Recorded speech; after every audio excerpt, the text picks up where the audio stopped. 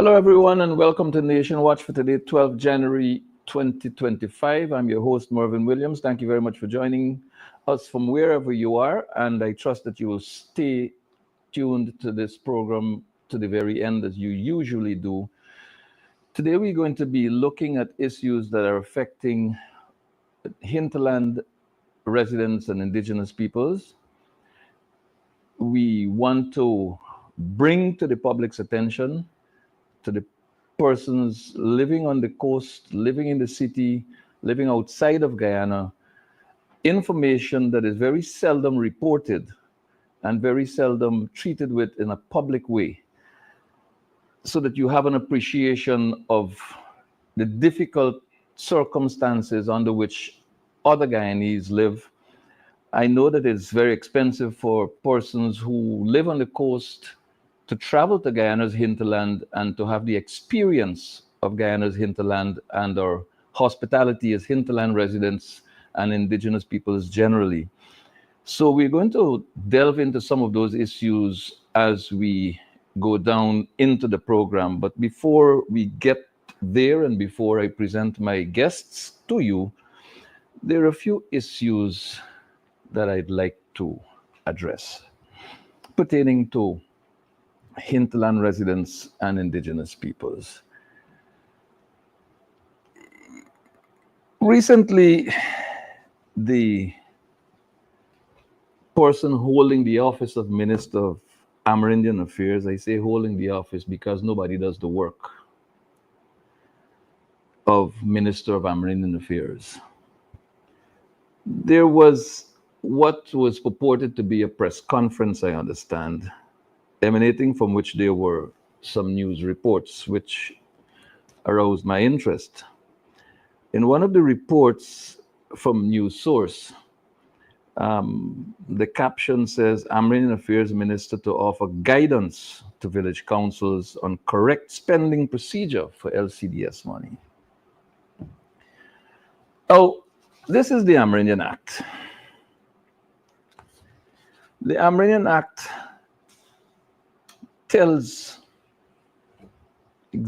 prescribes exactly how a village is managed.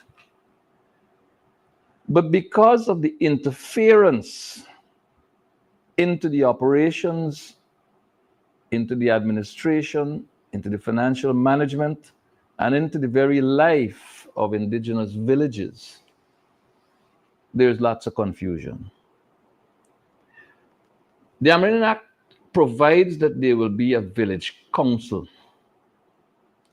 It sets out how the village council is populated, how leaders are elected. And it tells you about the functions of this village council, which includes the management of the assets of the village.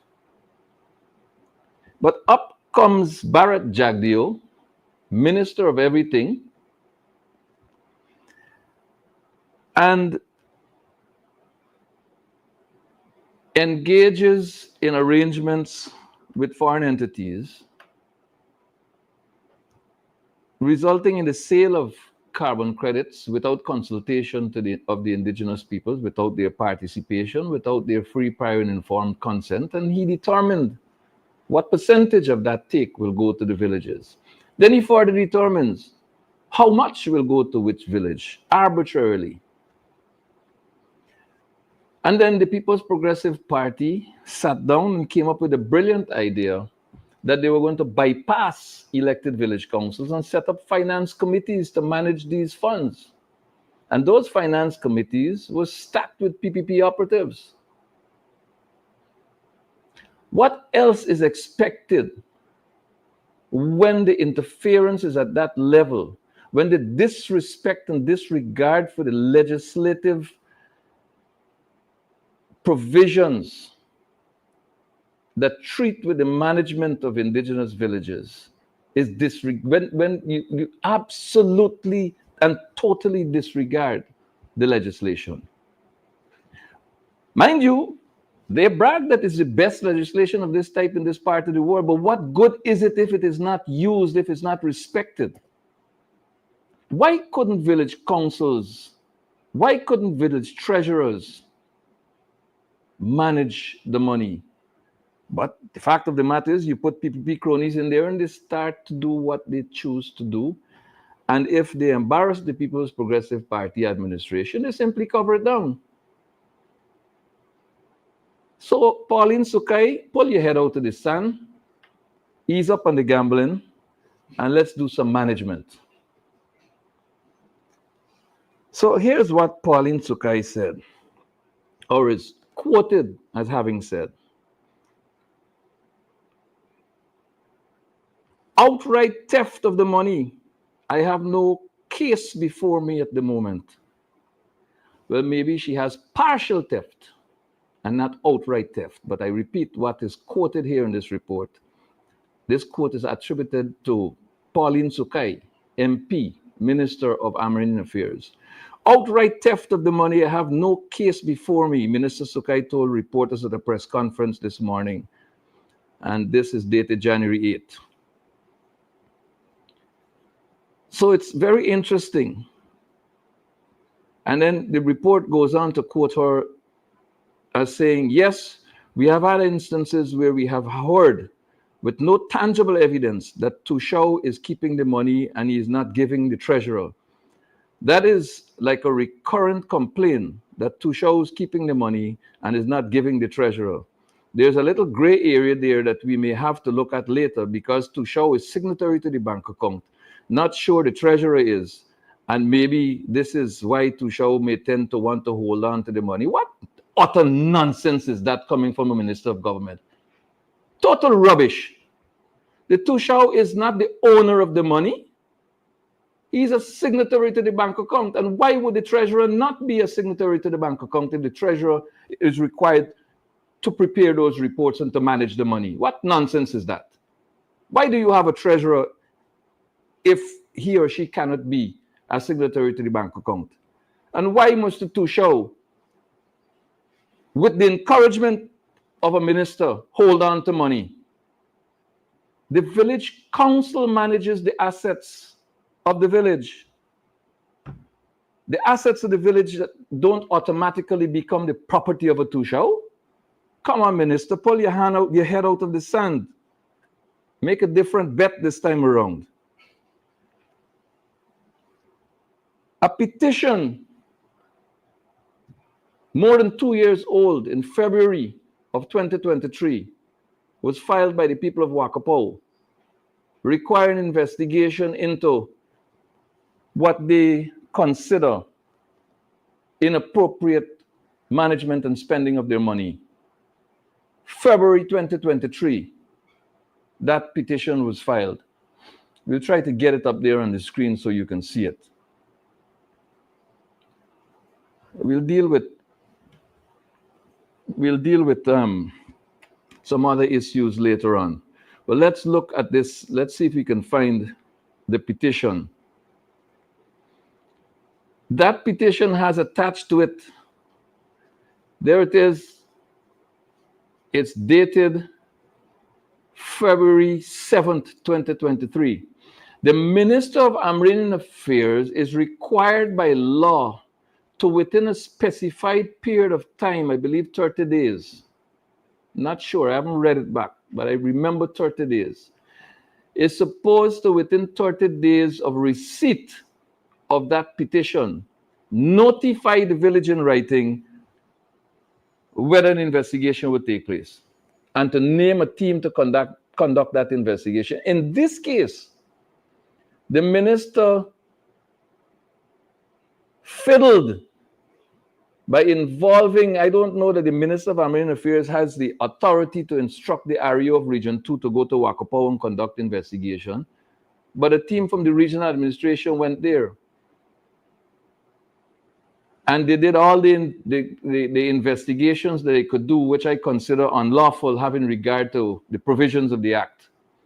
And then multiple teams from the ministry, after we publicized it here on Nation Watch and elsewhere, went into the village and cover it down. But look at some of the images of the projects.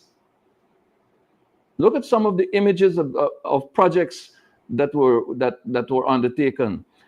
This is since 2024. This building, whatever it is, market, And it's exactly the same way. I'll tell you why. This one is a block making factory. All these projects were left the way you see them here in these images. But the money has been exhausted. These are projects that were budgeted for, Minister, what's her name? Sukai. These projects were budgeted for. 1 second, just scroll down back for me, please, operator. And they have not, they've been approved on the basis of what is considered to be good budgeting. But here's a tractor that was said to be repaired. It's still sitting there in the yard. Let's move. The rest house, that's where it is. That's where it was, that's where it is. The money is finished, Minister Sukai. These are the images of the inside of the rest house. And the money is finished. So maybe it's not outright stealing, Minister Sukai. Maybe it's partial stealing. Whatever it is stealing, and you need to deal with it. Not cover it down. If you go over to Monkey Mountain, you will find that a truck was bought there for 3 times the price of a truck of its type. A 4x4 was bought without the knowledge or consent of the village council or the villagers in Monkey Mountain. The corruption is outrageous in PPP controlled and dominated village councils. All the manipulation that went into, was put to work to elect PPP types. All those villages. Go to Hururu. Massive allegations of mismanagement of money. The other village in Region 10, where the government went and built the doctor's quarters far removed from the center of the village, against the wishes of the village. Wasted money, Minister Sukai, wasted money under your superintendents. Now you're telling people about you going and teach people how to spend money properly and there's no stealing. I'm sure the Minister of Amerindian Affairs knows absolutely nothing what's going on in the villages, except when she's sent there to campaign or take care of perhaps village personal interests.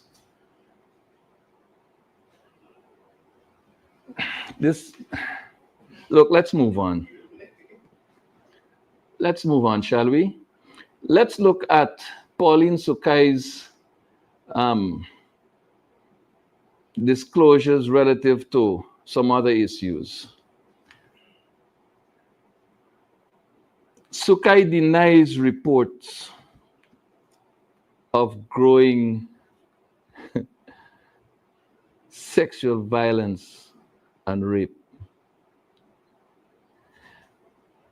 You know, Pauline girl, when you pull your head out of the sun, you can get some severe bruises. The Minister of Amerindian Affairs is being disingenuous at best when she says that there are no reports, or when she denies that there are cases of this nature.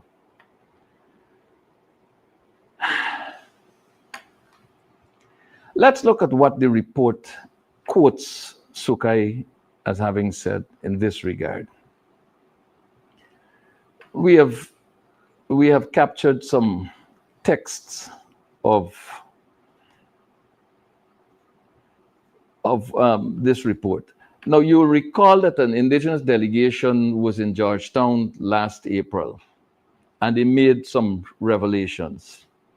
And here is where Sukai says in response, almost a year later, you know, she hid from the media and she dodged this question from April last year to a couple of days ago. Let's scroll up and see what she says here. She says, I don't know who they're speaking about. And here she is referring to the delegation of Indigenous peoples who were speaking about instances of sexual assault, right? I don't know who they're talking about, so I'll not venture to make a comment. They should be able to disclose who those people in high offices are, and they should make a report. is something I don't know of, and I don't know who those people in high offices are.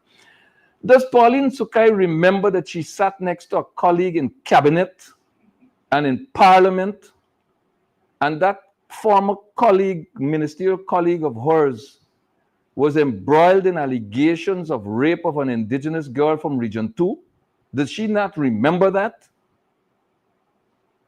Does she not recall all the news articles that appeared in the press, making it abundantly clear in the view of some reporters that there was some form of a settlement that prevented that matter from going to the courts?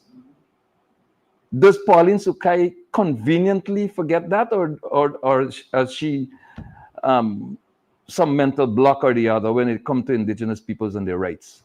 Let's see what else this report says. Let's go to the next slide, shall we?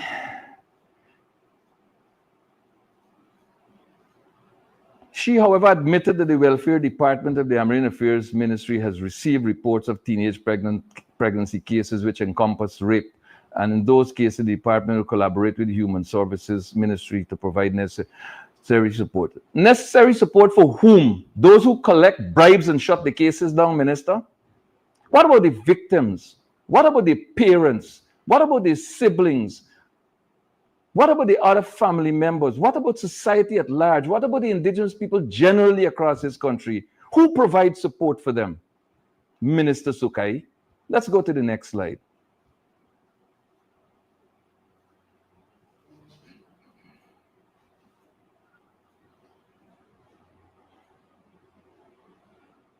No, we need to go to the other one, please.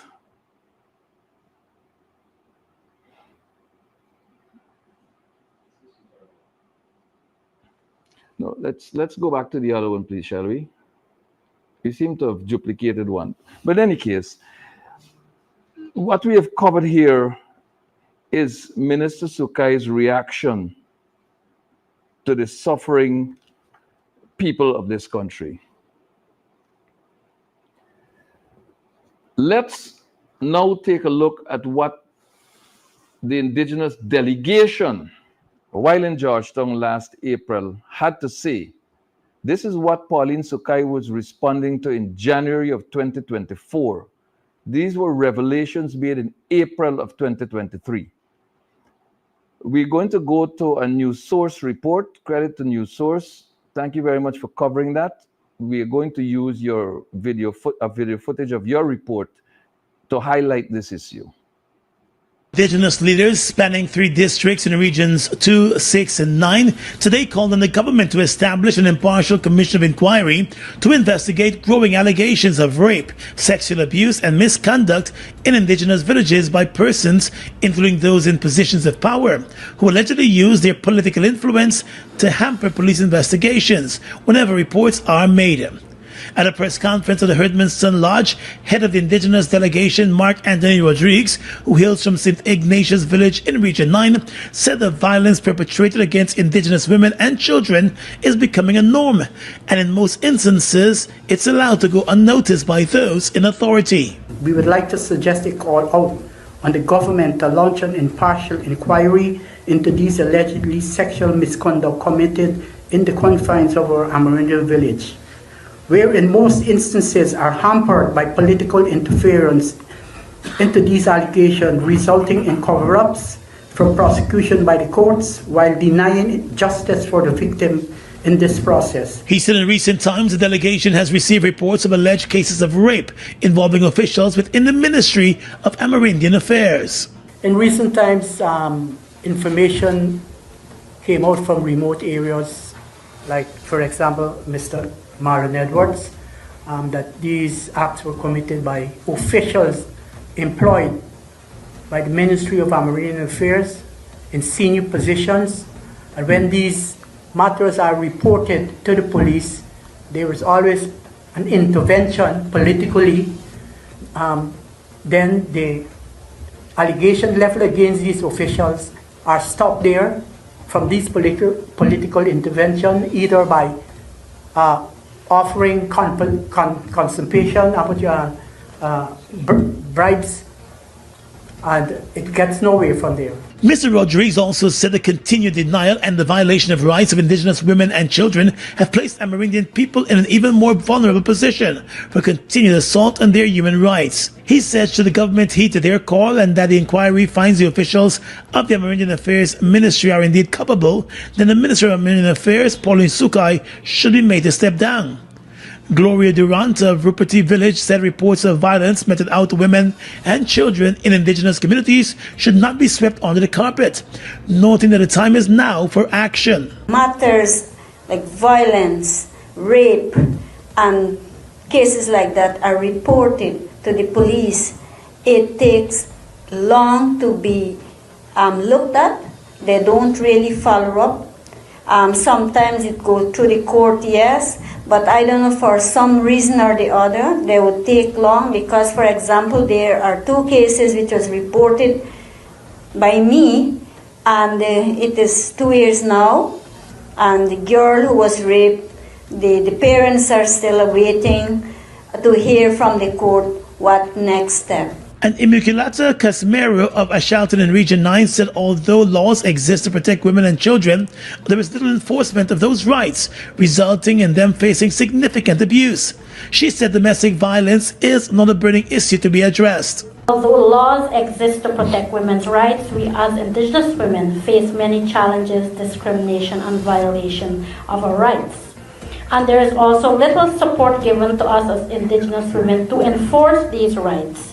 The efforts to eliminate discrimination against women and girls do not reach our communities at times. It was noted that in the case of domestic violence and abuse, the main contributing factor is abuse of alcohol and drugs, another issue that is not receiving due attention, they said. The Indigenous leaders also spoke about the psychological scars inflicted on Indigenous women and children, and the need for psychological support, genuine representation, and legal aid. We thank News Source for that report. We thank Gordon Mosley for covering that story. And you will recall, ladies and gentlemen, that there were reports in the media about a CDO from Region 9 who, it was alleged, sexually violated a young girl in Carasabai. And that's what the report that Mark Rodriguez was addressing dealt with. This person was arrested by the police, taken into custody at Lethem, eventually released, and nothing further was heard of the case. This person worked as an employee of the Ministry of Amerindian Affairs, and Minister Pauline Sukai has denied knowledge of any such case. I now make contact with 4 guests who will be joining me now by telephone, and we will discuss further this issue that is affecting hinterland residents and Indigenous people. You will bear with me while I try to make contact with my guests. My guests for today's conversation will be Ms. Samantha Thomas, who hails from Wakapau in Region 2, Ms. Lorraine Walcott, who hails from Arakaka in the Matakai sub-region of Region 1, Mr. Mark Rodriguez, who featured in that news report a moment ago, who is at Kumu in Region 9, and Ms. Keisha Benedict, who is from St. Ignatius Village, also in the Rupununi. I am joined on the phone by my guests, and I shall ask my operator to put their images up on the screen so that you can see who we're talking with and recognize that we are in fact having a real conversation with real people who really care about our hinterland-based and Indigenous peoples. I'd like to welcome Ms. Walcott, Mr. Rodriguez, Ms. Benedict, and Ms. Smith. I'm sorry, Ms. Thomas, forgive me. So Ms. Walcott, Mr. Rodriguez, Ms. Benedict, and Ms. Thomas are with us live now. Welcome, ladies and gentlemen, to Nation Watch.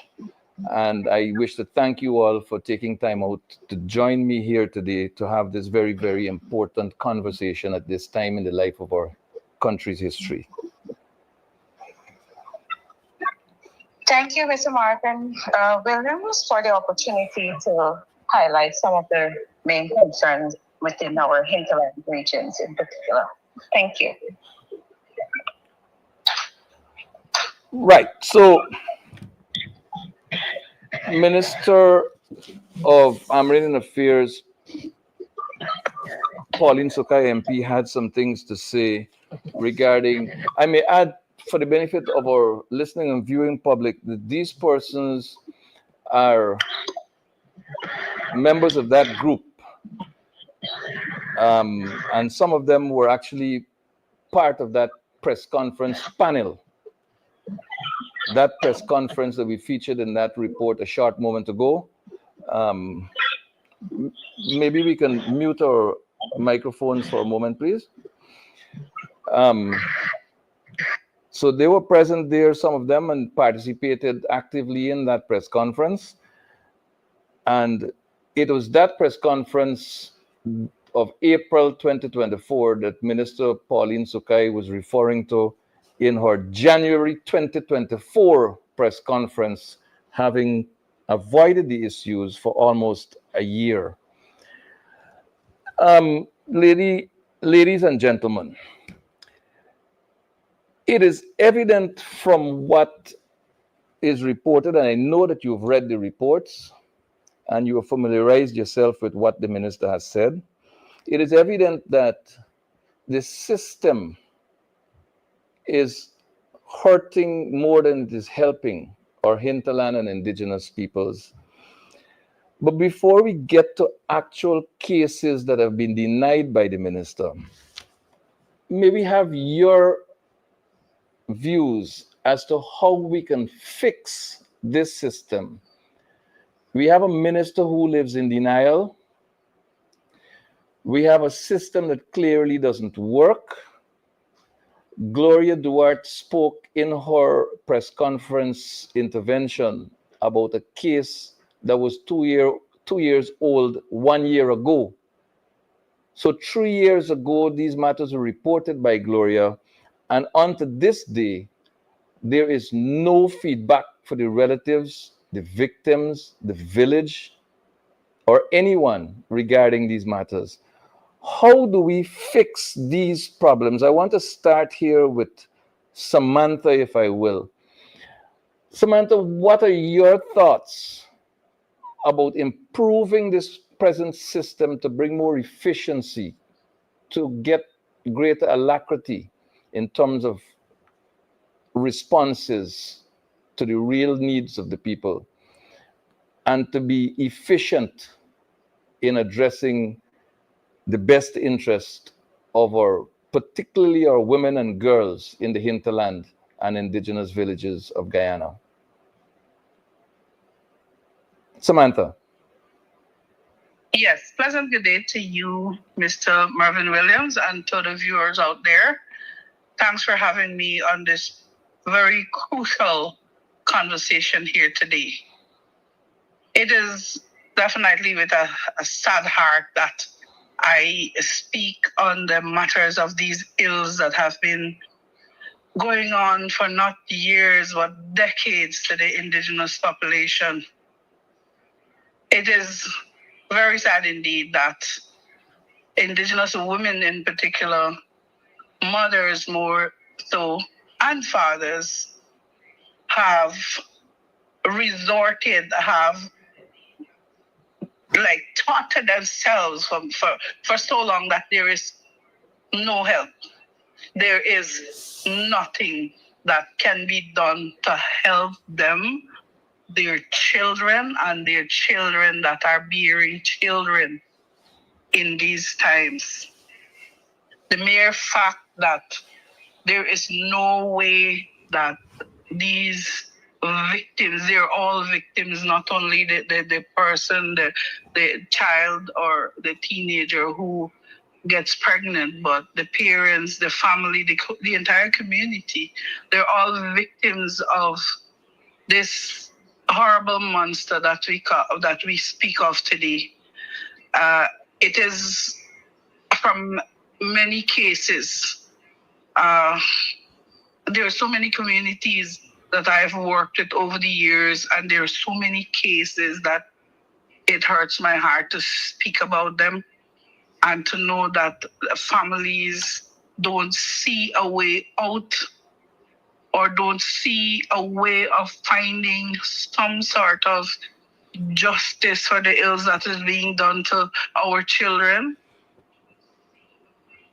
I think as a society, the members here of this group that is here today, we have started this fight. And I think as a society, it takes a village to grow a child. And I think that it takes the entire nation to fix or even try to fix these issues, these pain that people go through on a daily basis.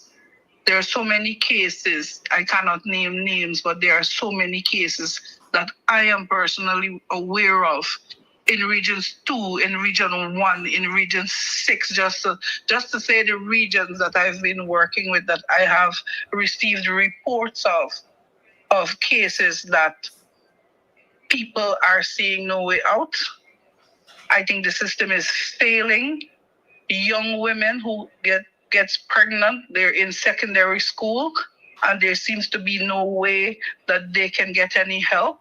If the matter is reported to the police and the police is taking payments and the welfare officers are taking payments, then the parents, they see no way out. And they in turn try to find some way of helping their children by accepting whatever monetary settlement that they see, that they think might help their children. But sadly, this, of course, will not do any good to the child or to the unborn that is in these situations. So I definitely think that society can do more to help especially the indigenous population. And I know there are many who agree with me. Many of you watching today may know of stories that you heard. Nothing is being done. Unreported cases are, I can't even call a number, but what I know of, they're like triple times the reported cases. So we need, as representatives, we need to do more.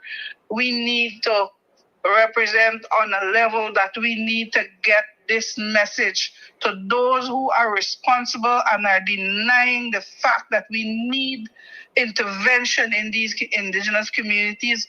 We have to be very persistent and get this message out to those persons who can do even a little bit more to help our people. And also to those who should and are not.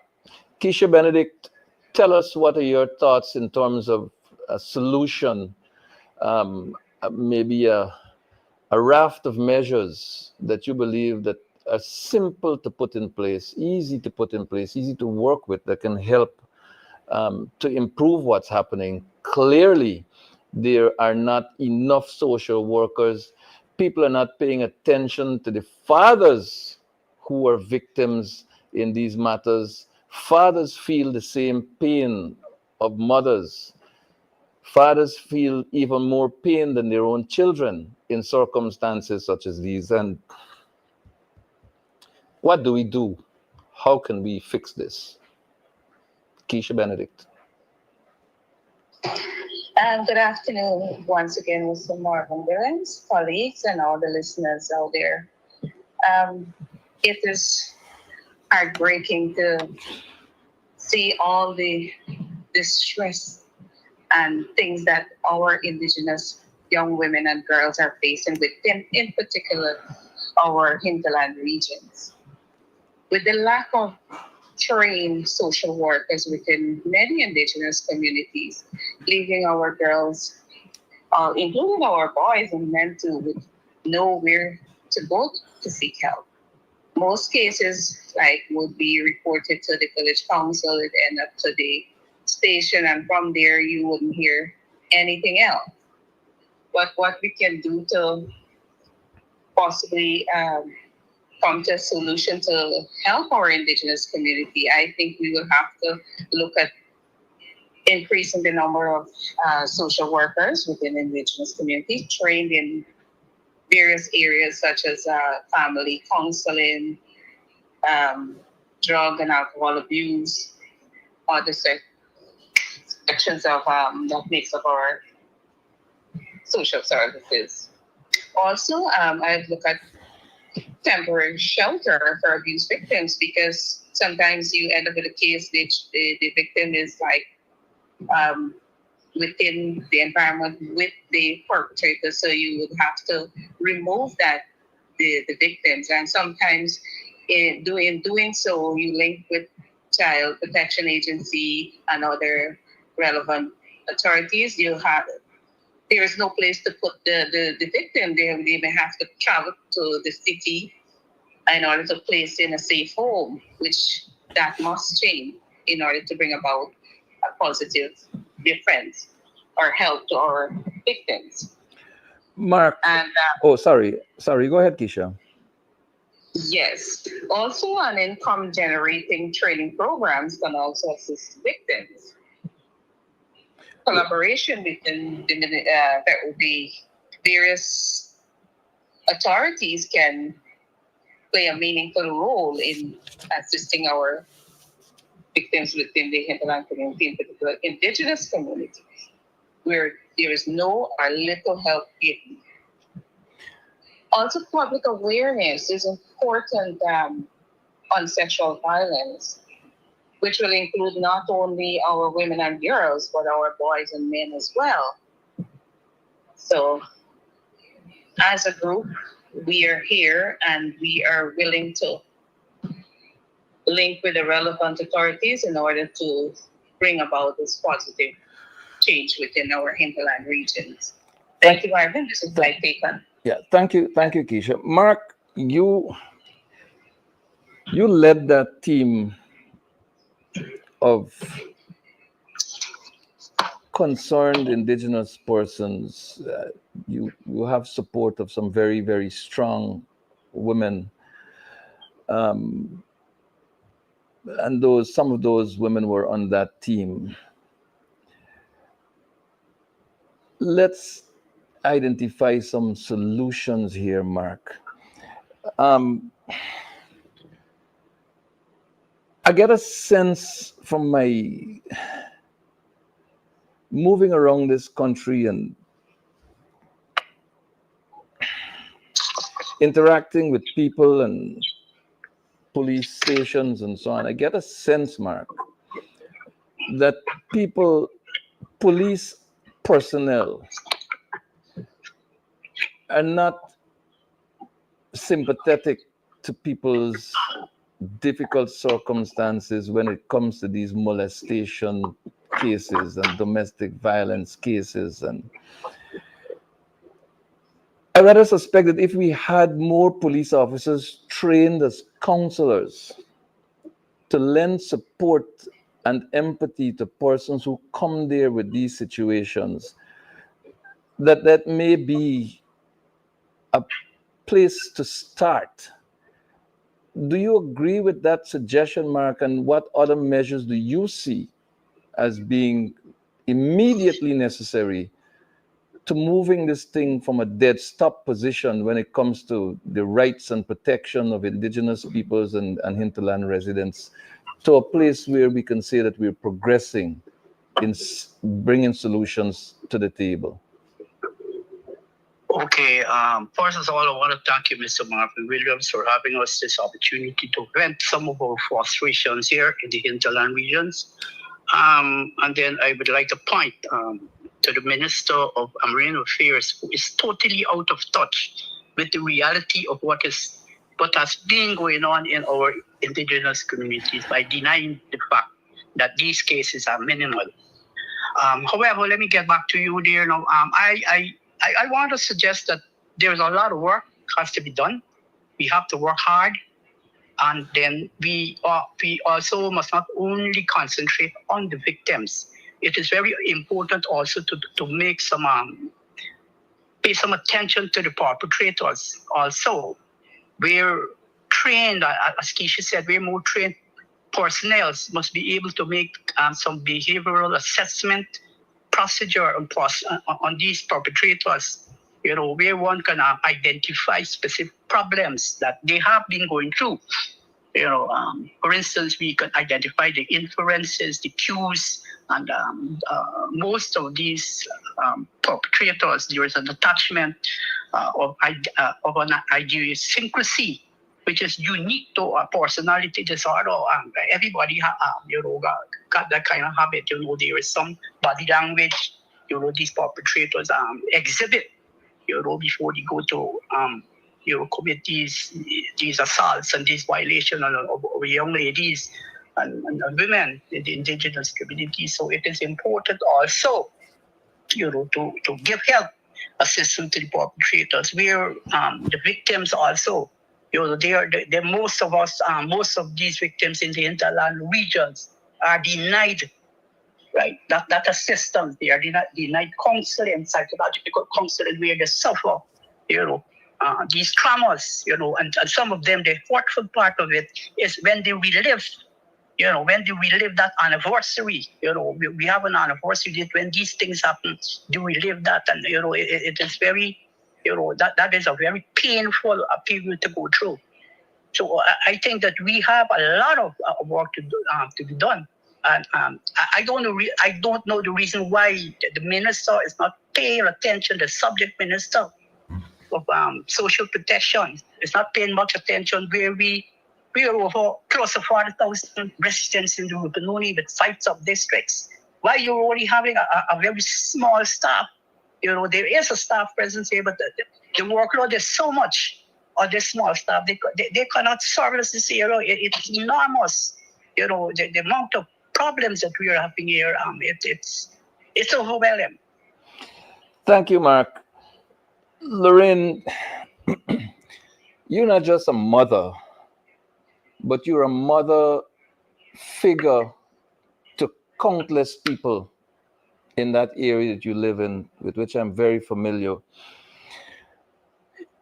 You have had to intervene in a number of cases, putting yourself in personal danger over the years. We have a problem in that area where children are becoming parents of children at a very early age. We have situations where children who are parents of smaller children don't even have a clue of what it feels like to be a teenager, much less an adult, and therefore will have difficulties in relating to parenthood themselves. Do you believe that parental education, teaching young parents how to be parents to their children, may help in some way in what's happening in your particular area? Lorraine? Good day, Mr. Mervyn Williams, panel and viewers. I'm Lorraine Walcott from Arcato. The recent utterance of the Minister of Amerindian Affairs that sexual abuse in Amerindian communities are minimal is patently absurd, disrespectful, and disgraceful, also distasteful. The Minister of Amerindian Affairs needs to go on the ground and interact lovingly with the people. That's how she's going to get information. She cannot sit in her office and say certain matters did not come to her. In our area, we need empowerment of the parents. We need to have sessions either with the CDC or, all those who represent our representatives in the community, counselors. They need to have sessions of empowerment for these parents, especially the mothers. And the grandmothers as well, who have to mother both their teenage child and the child of that teenage child. It is painful indeed to,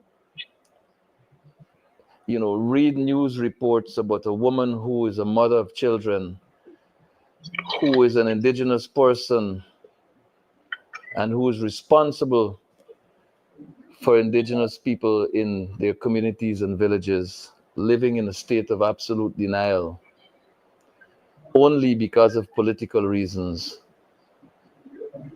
There are other issues that we will talk about on subsequent programs of this nature,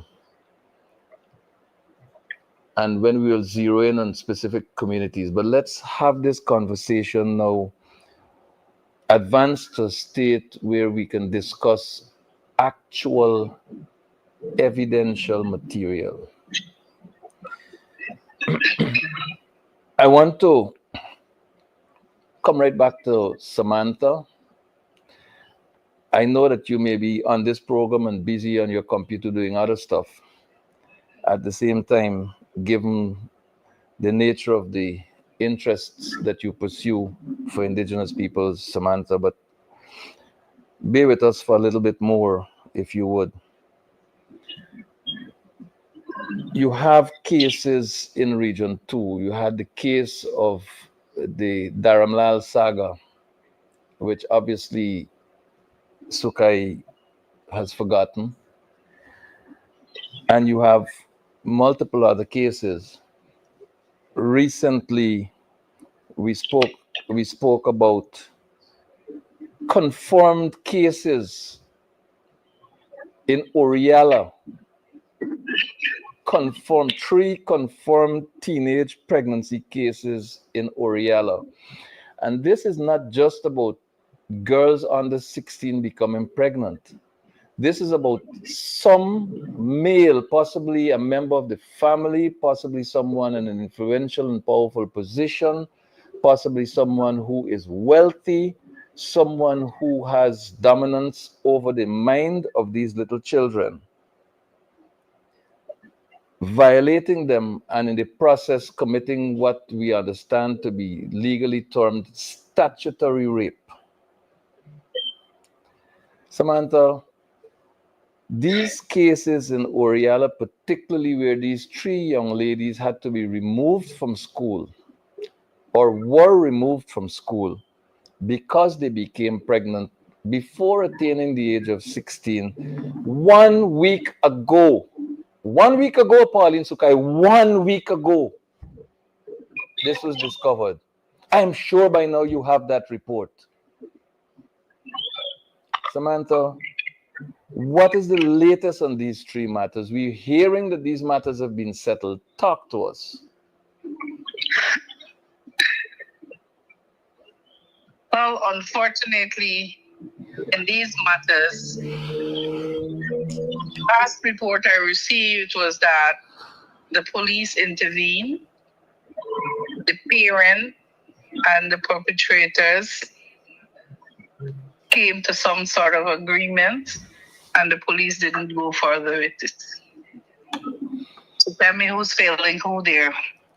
Who do you go to when the person in the highest authority in your village, quote unquote, settles the matter? How do you settle? Samantha, I'm sorry. I'm sorry for interrupting you here, Samantha, but given your experience and work in this particular area, from the best of your knowledge, can rape cases be actually settled in this manner, where a social worker and the police officer has a conversation and then nothing comes of this matter? I mean, is this even allowable? Is it permissible? To say, sometimes I run out of words to actually express how I feel about these situations, and to think how the parents of these children, their actual reality when it comes to these things, because rape, in some cases incest, and it all comes under, this whole sexual crimes. I must put it, how can you settle this? This is totally unacceptable. It is not right in any form.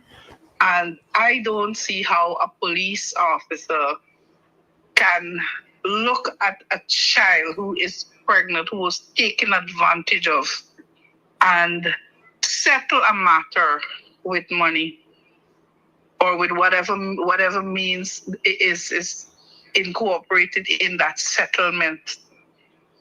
I can't even wrap my mind around that. Therefore, if I try to imagine what these parents are going through, it is just frustration. It is, I can't find the words to even think about that, and I wouldn't want anyone to go through that. But this is the sad reality. In another case in my village, and I am not afraid to say this, there are things that happen in the village of Wakapau that are, it is totally unacceptable. And the police station that is closest to Wakapau is all the way to Charity. Yeah. And I have had personal experience where the Tushaw for the community says to me, Ms. Thomas, if you want to take this issue further, you have to go to Charity Police Station. Now, I am in Wakapau. It's about $60,000 to take a special boat to go to the police station. So if you are in an urgent situation and something happens there and you need to make a police report, you have to find that money. If you don't have that money, like in my situation, when I didn't have the money, I couldn't make the report. The Tushaws are unaware of what to do. So far, I've spoken to a number of Tushaws who are totally unaware what to do in these situations. If the Tushaws don't know what to do and they're the governing body in these communities, well, who do you turn to? You don't have the police presence. And sometimes even when you do have the police presence, they're not helping you. Who do you turn to? But the Tushaw is a rural constable. The Tushaw has the powers of arrest. The Tushaw is among the custodians of the assets of the village.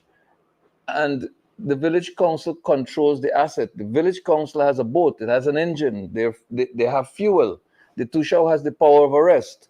And even if the Tushaw is fearful of exercising the power of arrest, as a justice of the peace, the Tushaw has the authority to issue a warrant for the arrest of any person, given the nature of the complaint, and should exercise those powers and should utilize the assets of the village for the furtherance of the best interests of the people of the village.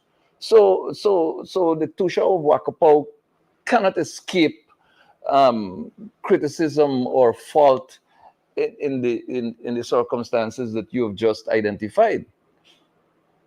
But that apart, Samantha, we're hearing about a teenage pregnancy for the first time in the village of Massakanari, which is the most remote, best managed in my view, and most hospitable village in the country. Do you have any updated information of where this act may have been committed, whether the child is a dormitory resident student of some other school outside of the village? Any information on that? Because I know that the police special branch are monitoring this program and they're taking copious notes. I know that within the hour, the Minister of Armed Affairs will be given a brief on what we have discussed here. I know that Cabinet at its next meeting will discuss the revelations on this program. Any further information, any information at all at your end regarding what's happening to this poor child in Massacanary? Well, so far I haven't received an update for today. What I know is that the incident happened. That's the first incident in the village, and apparently the Tusha also there is I don't know, he's not unable, but he's unaware of what to do next and was seeking, advice from other organizations on what he should do in this case, because like you said, Mascanari is one of the it's the only village where there have never been a case of teenage pregnancy. Yeah. If there is to have there is to be a relationship between anyone in Mascanari, it is told that you have to be married before you come out of your parents' home as a young lady. So this is very sad. It hurts my heart to know that this has happened in the village, but it has, and unfortunately there is not any, how should I say, a brighter side to this whole situation as it is today. The value system for viewers in Massacanary, a YY village, the most remote in our country, farthest south in Guyana. Their culture, the village is a small one. The population, is very small. And their annual, almost pilgrimage type undertakings where YY people from Mascanari will walk all the way to Suriname in search of spouses for their children. And they will do the same across the border to Brazil, to other villages, for the avoidance of intermarriage because of their value sets that they live with. I know one person from the village who several years ago had migrated to the city and returned to the village and was found with a spliff, a marijuana cigarette, and he was expelled from the village. That's the severe nature of the treatment of persons who break the rules in that very, very important community, that village in Guyana, the only community-owned conservation area in all of Guyana. And this is extremely sad news. I want to go across to Lorraine. Lorraine operates in the Matakai sub-region of the Barima-Waini region 1 and comes into contact with all sorts of situations, and like I said before, puts herself at risk, I believe too often, in trying to save our girl children from exploitation. Lorraine, there is a report of, and this one is painful, a 12-year-old in the Matakai sub-region. We're not going to go to the specific location here. But there's a report of a 12-year-old girl in Matakai who's pregnant, who was discovered to be pregnant. Lorraine, do you have any report on this matter? Is it engaging the police? Are social workers involved in this case? Is the mother of this child engaged? What's happening in this particular case? And I want to invite the Minister of American Affairs to listen carefully to what we're discussing here today. Yes, Mr. Williams. I was informed last week that there is a 12-year-old child in our area, the Matakai area, that is pregnant. And she's 4 months pregnant. And I heard that the matter is at the station, but then I don't know if it was forwarded from there to Georgetown or whatever. But do you have a sense of whether the matter whether the Engage child, the police. so it's before the police, but do you know if the child is receiving any kind of counseling? Is there a social work in that general area? There are social workers in that area, but the last I got from there that the matter is engaged in the police. And there were other But there are complaints, several complaints from mothers that states that the police and the welfare collates together and make up these cases, settle these cases. And the mothers complain that they don't have any other choice but to accept monetary settlement too. my And understanding this has been going on for years. my understanding of that particular kind of situation is that the police are alleged to have solicited money for settlement, and that social workers have allegedly been involved in doing the same. And the only person who is not considered for any kind of benefit, so to speak, and for a better expression, is the victim. And so parents get a sense that, look, they're all making money, and my poor child has nothing. Who is going to take care of her? Who's going to take care of the unborn when he or she emerges? And how am I going to manage this? And my understanding is that from a sense of total frustration and absolute need, poverty, that some mothers are coerced into accepting monetary settlement. Is this a true reflection of what's happening in Matakai, particularly, Lorraine? Yes, it is. It has been happening for years. It is. This is Because I receive complaints from mothers, and I don't think those mothers are being untrue. One mother told me she had situations with all her daughters, and the same thing happened when they go to the station and the welfare. That was a couple of years ago, but they are matters now too. the revelation, ladies and gentlemen, is as painful as it can get. This is, I suppose, if you know it, you feel it. Keisha, you live in St. Ignatius. There have been instances in the past where situations like these have arisen, and we're hearing that at the moment there's at least one teenager who, in your village, who is pregnant.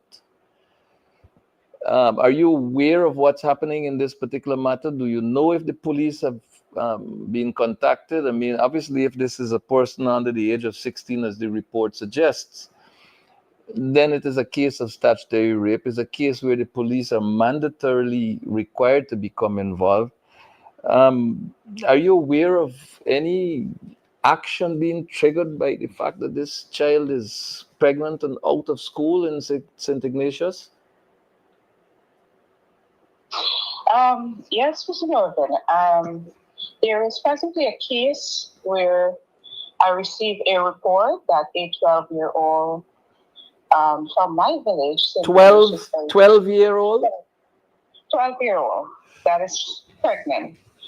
And there's not much being done. So that is the latest I got from the report. And the fact that St. Ignatius is the mother village for Kumu inquiry, where allegedly the 11-year-old girl gave birth, which is from Kumu, originally from Kumu village. And St. Ignatius is the mother village for Kumu inquiry. How long ago did this child give birth in Kumu? I think it was sometime last year. I can't recall the exact date, but it was sometime last year. Are you aware of whether the police have become involved in that particular matter to determine who the father of that child is and to pursue legal action? No, but the latest that I had, the report on that child care protection agency was handling that case. You see, what happens when the cases, most cases reach child protection agency and the files go to DPP, you call it an end there because you don't hear back anything from when it reached those entities. And I guess all the cases go cold because we don't hear back anything, we don't get updates. So this is a growing concern that must stop, and we deserve answers and also updates on these cases. After all, our young women and girls are being, like I would say, forced to be mother at an early age without parental guidance or any sort of preparation in becoming a mother. So it's like a child making a child. So these abuse and exploitation must stop. And it would be interesting to hear from the various entities such as the NTC, Amerindian Affairs Ministry, Ministry of Social Services, as well as the Guyana Police Force. It would be interesting to hear what is their plan to address this or to deal with sexual violence case. It would be interesting to hear from them. Thanks, Thank Keisha. Mark, you are in Kumu. Talk to us about what's happening as far as matters of this nature are concerned.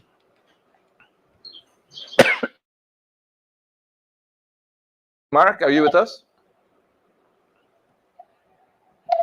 Okay, yeah, I just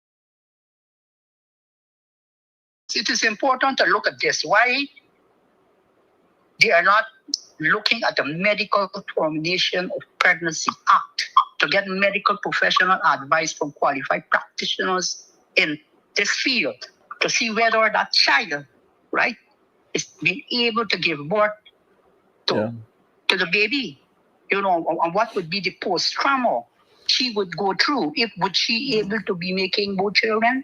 If medical advice was sought. This is something I was looking at. I don't know what happens in Georgetown, who advises them, but I think it is important that we must look at that also. Thanks, Mark. Look, ladies and gentlemen, this is not about blaming any government for what happens in our homes, in our schools, in our wider communities. This is holding government accountable for putting systems and people in place to ensure that the best interests of our women and girls in particular is taken care of, is addressed. This is about ensuring that where something adverse befalls a child, that is a social net to catch that child, to give that child the psychological care, to give that child the medical care, including mental health care, and for providing the economic support for that child who is not ready to be a parent, but for whatever reason becomes a parent. This is about holding government accountable to ensuring that there is a safety net a social safety net that catches the mother, deals with her traumas, deal with her financial situation, deal with her hopelessness. This is about holding government accountable for ensuring that a social safety network is there to catch a father, to deal with his psychological pain, with his suffering, with his emotions, with his mental health, as a family grapples with a situation that befalls them. What good can we do by condemning this program and its content, its truth, by suggesting that you cannot blame a government for what happened in our homes? Who is Marcia Jackman to ask if the government is to be blamed? We're not blaming anybody here. We seek to hold accountable a government to a people. It is the people who have elected a government. And in this case, we're not even sure that the government in office represents the will of the people. This may not be emotional for you, Marcia Jackman, but it is for me, as the son of a Carib woman. And it is for everyone who has lived in the hinterland. And it is for everyone through whose veins run the blood of the indigenous peoples of this geographic region. I have to end the program now. Thank you very much, Lorraine, Mark, Keisha, and Samantha for joining us. And thank you, ladies and gentlemen, for staying with us. Until we meet again next Sunday, may God bless us all.